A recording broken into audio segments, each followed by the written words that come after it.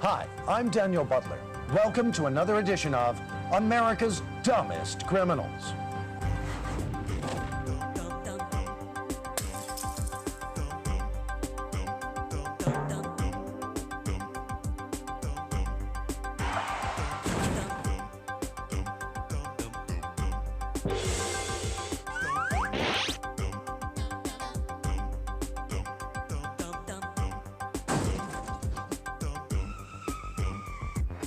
On this episode of America's Dumbest Criminal. What the hell are you doing? You're naked! A chilly willy strikes a pose. A peculiar pinhead poaches a puppy. A sticky-fingered felon gets his day in court. A chatty Cathy expresses her innermost thoughts. Yeah? Yeah, well, you're stupid rotten you are. Yeah, you are. Yeah, you're a filthy pile of All this and more on this week's episode of America's Dumbest Criminals. Here's your host, Daniel Butler. We all know how difficult it can be to go into a pet store and not take home a puppy. They're just so cute and cuddly, and each one seems to be saying, pick me, which is exactly what this guy in Hallandale, Florida did. He walked into a pet store, looked around at all the little four-legged friends, then just picked one up and walked out the door with it. Luckily, a witness saw him run to his car and took down his license plate number. So, before you know it, the fluffy fella was back at the store and our puppy poacher was spending some time in his own cage down at the police station.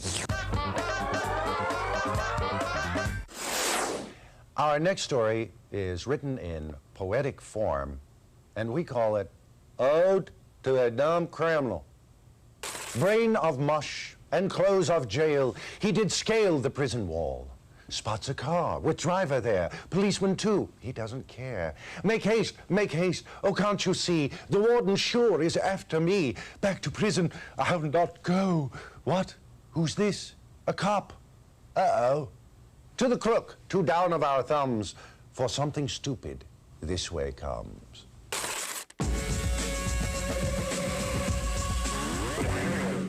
Sometimes criminals claim that they've been illegally searched. Other times, according to Orange County, California officer Greg Blocker, they're good enough to point out their illegal possessions. Or they'll bring something out of their pocket and he'll look at it and say, that's not my cocaine. That's not my cocaine. Whose is it? I don't know. We haven't even determined what it is yet, but he's already told us that it's cocaine and it's not his. Giving the cops a helping hand in hanging himself. This disgruntled bank customer in Irwindale, California, got more than her mouth washed out when she decided to take matters into her own hands, repeatedly. Hello? Hello, is this the Irwindale Bank? Yes? Well, you know you're a don't you? Yes, you're a yes. Yes, you're a too. Yes, you are. Irwindale Bank, yes.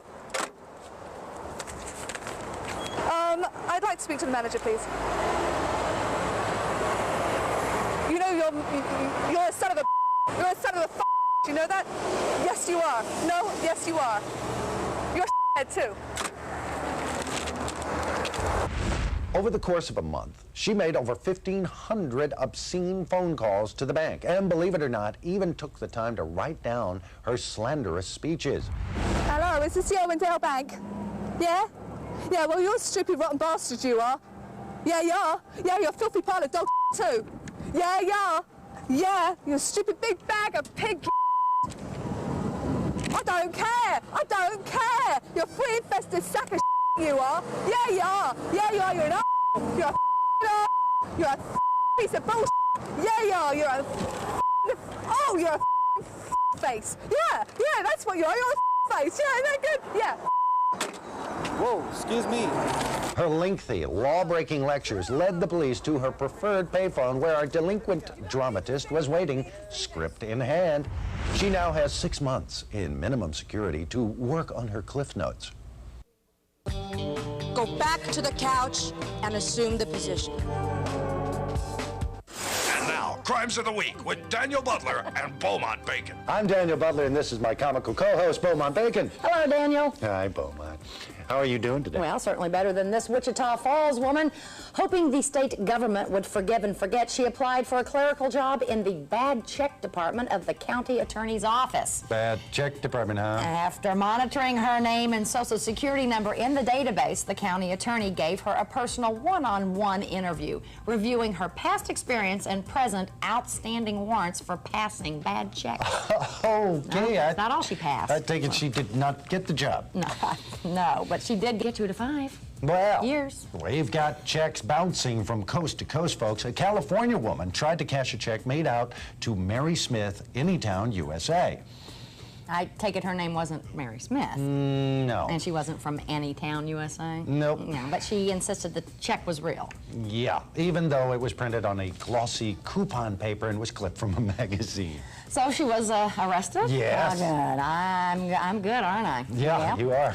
Daniel, let's check out our Idiot of the Week. The small town of Casa Grande in Arizona was being victimized by a thief with a very specific target: lawnmowers. Officer Smith, on morning patrol, was on his way back to the station when he passed a minivan that was giving off strange and strong gas fumes. Well, I take it he stopped to see if there was any problem. You know it. Hey, partner, is this your car? I think you got a gas leak or something. Come here. You smell that? I'm not leaking any gas. Yeah, maybe it's coming from inside. Can we check that out? What do you got in the trunk? Yeah, I got a couple of lawnmowers. You gardener? I'm a gardener. Why don't you stand back up here on the sidewalk for a minute? Trying to make a living. Okay. That's kind of interesting. What's that? See this name tag? Uh-huh. Check this out. Smith. So? It's my lawnmower. How do you know? So I bought it. Turn around. Smith's Turn over around. there? You're under arrest. For what? Stealing my lawnmower. Well, I'm just working up the street up here. You're under arrest. That's Stole my not lawnmower, cool. man. You got a receipt for that? I have a receipt for it. Needless to say, his freedom has been trimmed back a little. Edged, as it were. Yeah.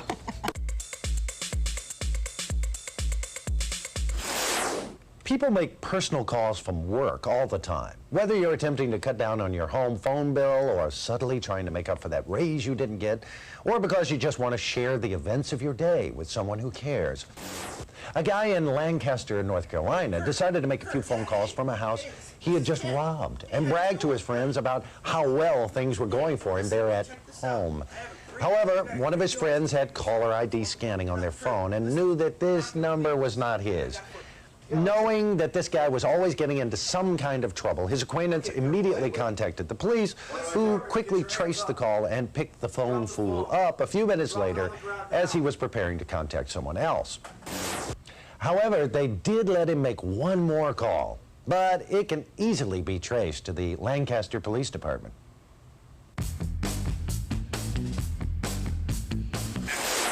Sometimes dumb criminals go out of their way to invite trouble. The following is a case where the RSVP came right away, courtesy of an astounded Idaho police officer. The officer was summoned to a Garden City strip club on a report of a theft from a parked car. However, when he got there, the gentleman got mad and told him to wait. Sir? When he got there, the man claimed that someone had stolen $10,000 from his trunk. However, he was very reluctant to let the officer look inside. Please open the trunk, sir. I don't really feel like it, sir. Finally, the man agreed to let the officer look in the trunk as long as he promised to only look for the money. The officer knew that something was up, and soon it all started making sense. The trunk was full of large bags of marijuana. Find my money, sir, please. Sir, at this time you are under arrest. What for? Possession of marijuana. A regular Perry Mason, the suspect argued mightily that he should go free because of a little-known stupidity loophole. You can't arrest me for pot. You're just supposed to find my money, sir. The officer explained that the man allowed him to look in the trunk and that the pot was in plain sight. That's when the guy got upset and said, I guess you're going to arrest me for the cocaine under my seat, too. When we come back. Baby. Hey. Action lag. Hey. A blind date takes an unexpected turn. A sticky-fingered felon gets his day in court.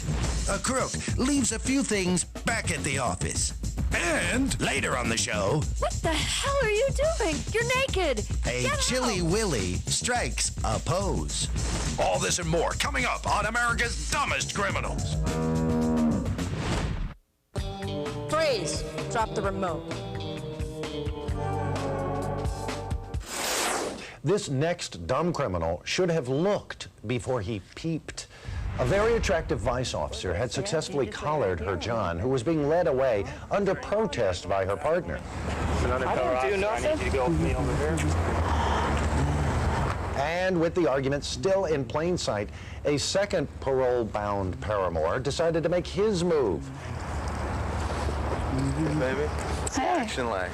Hey, it's really happening today. Yeah. So, What are you doing? what we got going today? Well, we've got a real 2-for-1, looks like to me, right? What's that? What do you think? So, how much, Oh, about this much because you're under arrest. What? Two. What's this? What are you talking about? There are times that I agree with the statement, some men don't think with their heads, nor in this case, with anything at all.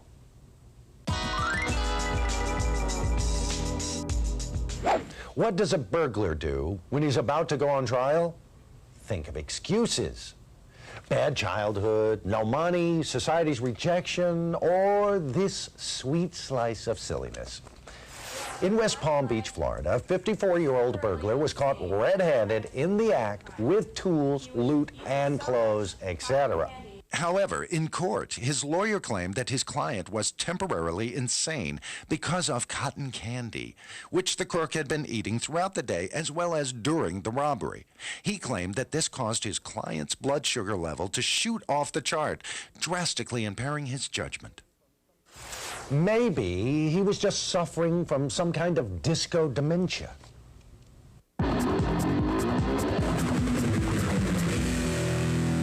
When checking out of a hotel room, it's always wise to make one final sweep before leaving, just so you don't forget something important, like this dumb criminal did. While cleaning up one of his rooms, a hotel manager found a beeper and a few other items that the previous occupant had left behind. He used the pager to find the owner, who said he'd be back in a few minutes to collect his things. Yeah, that's the motel manager. Yeah, I have your pager right here. Yeah, I was just trying to get a hold of you. You gonna come pick it up? Oh, great. I got your pager and a couple other things. Yeah, room 17, right? Yeah, okay. Then the clerk made one more little phone call. Yeah, police? Yeah, this is the motel manager on 5th Street. Yeah, I got a pager here, and along with the pager, I found some narcotics, or it looks like narcotics to me. I was wondering if you could send someone down here. An officer showed up a few minutes later and insisted on witnessing the reunion of the lost property and its rightful owner firsthand. It was a very touching moment for all involved. In fact, I think I'm getting a bit verklempt. Excuse me. That pager was so lost.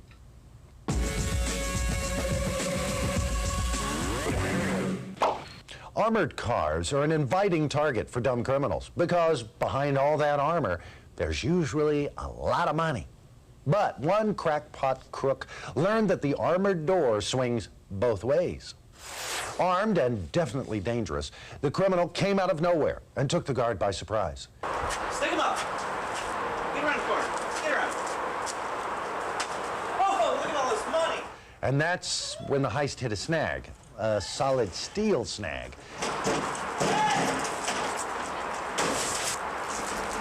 Hey, why'd you shut the door? We have a special deposit.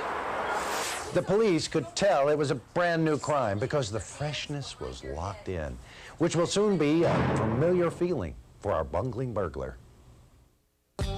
Go back to the couch and assume the position. Deputy Gary Worley of the Harris County Sheriff's Department in Houston has learned after 18 years on the force to leave his work at the office. What he didn't realize was that sometimes it's waiting on you when you get home. We're working a Saturday evening. We're tired, hot, and sweaty. I'm coming home, and I pull up in front of my house, and there's a car in my yard. It is parked on the grass in my yard. I turn the overheads on, get out, walk up, and here's a guy passed out drunk in the front seat. So being the warm, fuzzy guy I am, hey, wake up, wake up. Yeah, man, what you need? Man, where are you? Here? Okay, I see what I'm dealing with. What are you doing here? My girlfriend's a waitress, and I'm waiting on her to get home. Now, this is a guy that has parked his tuna boat in my front yard on the grass.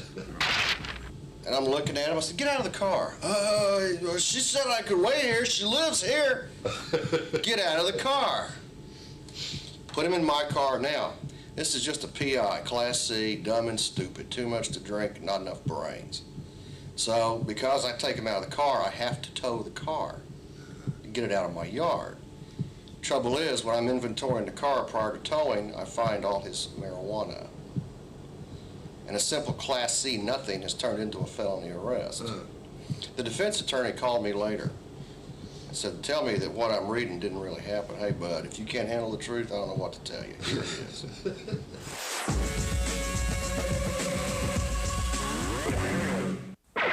On a fine autumn day, a store clerk in Twin Falls, Idaho, had just stepped outside to admire the beautiful clouds in the sky, the leaves turning color, and the southernly exposed man who had just climbed into the store window. The flabbergasted store clerk pointed to the immodest mannequin and said, What the hell are you doing in my window? You're naked! Get out!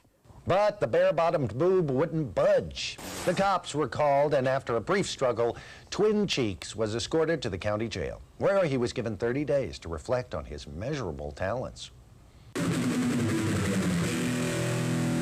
Just about the time that I think I've seen it all, something like this surveillance tape comes along. You can see a woman working on an assembly line as she quickly takes something and hides it carefully down the front of her shirt. It's not money, or gold, or even diamonds. It's gallstones from a cow.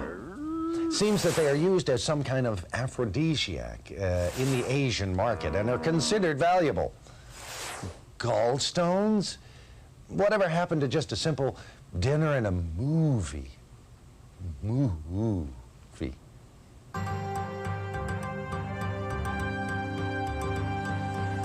Thanks for watching. Join us next week as we continue to highlight the lawfully challenged losers here on America's Dumbest Criminals. On the next episode of America's Dumbest Criminals. A couple of kids have a counterfeit. A man enjoys his room with a view. Cops play a little follow the loser. I just took zeros and pasted on a $1 bill. A woman shares her arts and crafts secrets. You're cute. The laughs just keep coming on America's Dumbest Criminals. Stop or I'll shoot! Bang! They had been looking for this guy on a felony warrant, and they had some good information that he was in a particular house. Well, they went in to look for him. There was a canine officer and a couple other officers with him. Well, they searched the entire house, and to no avail, they couldn't find the guy. Well, while they were in one of the bedrooms talking with amongst each other, the other couple officers that were there noticed that the dog alerted on one of the stereo speakers in the room. And the next thing they hear is a voice coming from inside the speaker cabinet, you know, hey, I give up, I'm coming out, just get the dog away from me. Apparently the speaker cabinet was hollowed out enough to where this gentleman who, like I said, was about 6'3", was folded up inside the speaker and was just about ready to pass out from heat exhaustion from what he told me. I guess they took the cover off and this guy was all pretzeled up inside this cabinet. And they still can't figure out how he managed to get inside this cabinet. He was starting to get quite hot inside and was just completely dripping from head to toe.